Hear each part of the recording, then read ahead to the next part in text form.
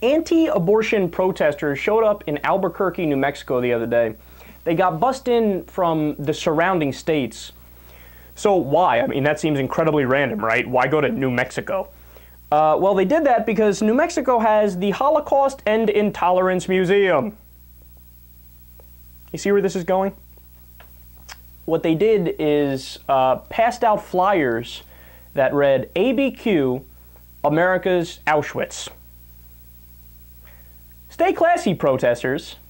They're comparing abortion to genocide and the Holocaust, because obviously taking the morning after pill is the same thing as shoving somebody in a gas chamber. These guys apparently have no sense of human decency, and they actually went as far as to harass visitors and employees to such an extent that the museum was forced to close early. So this is no small thing we're dealing with here. This is actually a big deal.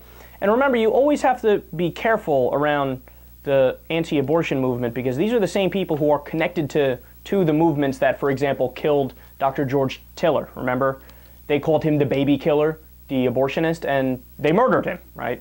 Also, movements are connected to people like this that do abortion clinic bombings. There's been countless abortion clinic bombings in the past couple of decades in the United States.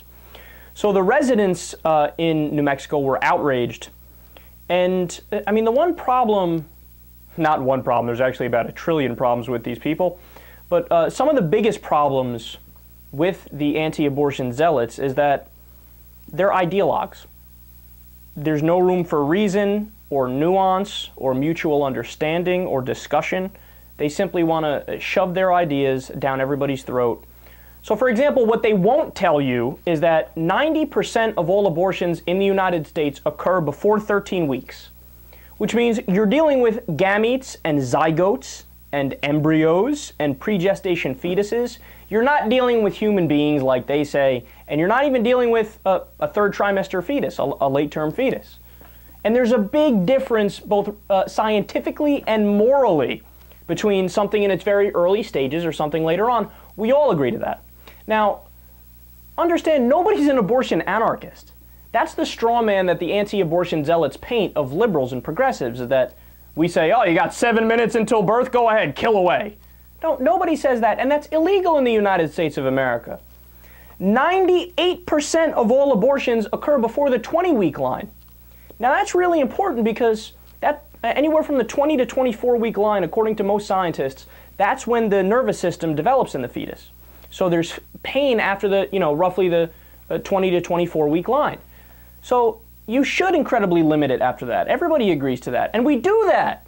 The only time it's legal after that line, and all the abortions that are done after that 20-week line, the 2% that are done after that 20-week line are done to save the life of the mother.